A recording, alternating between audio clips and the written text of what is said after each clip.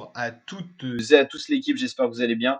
Pour cette nouvelle vidéo, on se retrouve pour parler de la chute de Julian Alaphilippe qui est survenue lors des championnats du monde 2024 de cyclisme sur route élite homme.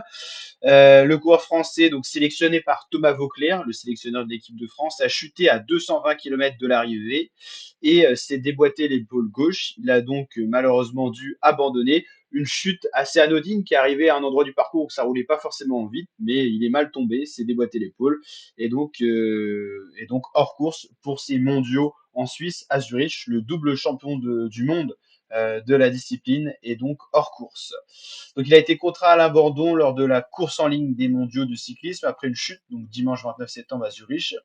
Ce qui est assez marrant, c'est qu'il n'y avait aucune caméra sur la chute, donc la chute n'a pas été filmée. Les seules images qu'on possède, c'est cette image de Julien Lafilippe qui a été transporté à l'hôpital à Zurich pour des examens complémentaires.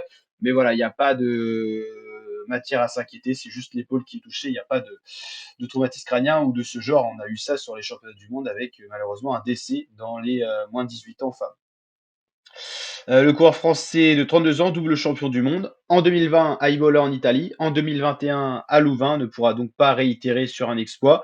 Il a été évacué en ambulance. Le médecin de l'équipe de France a dit que ça allait plutôt bien pour lui. Malheureusement, voilà, épaule déboîtée, ça suffit pour sortir de la course. Donc voilà, maintenant les espoirs français reposent sur les autres coureurs de cette sélection française. On vous a montré d'ailleurs la liste complète sur la chaîne YouTube. Il reste David Gaudu, Romain Bardet, plutôt pas mal. Il y a pas mal de tricks qui est en train de se faire. Dans ce qu'on peut dire d'ailleurs, pour l'instant, à ce stade de la course, c'est Pogacar et Sivakov qui sont partis tout seuls en tête. N'hésitez pas à liker la vidéo si elle vous a plu, si elle vous a renseigné sur la chute. On suit bien sûr en intégralité les championnats du monde sur la chaîne. Donc n'hésitez pas à vous abonner, à activer la cloche. Likez les vidéos avec le petit pouce bleu des familles quand ça vous plaît. N'hésitez pas à commenter si vous avez des infos complémentaires. Et c'est vrai qu'il y a très très peu d'images de la chute de Julien Alaphilippe. Hein. Si on va sur Google Images, la seule image qu'on a, c'est l'ambulance. Ça n'a pas été filmé, mais c'est vrai qu'on était encore assez loin de l'arrivée, donc les caméras n'étaient pas forcément toutes en route.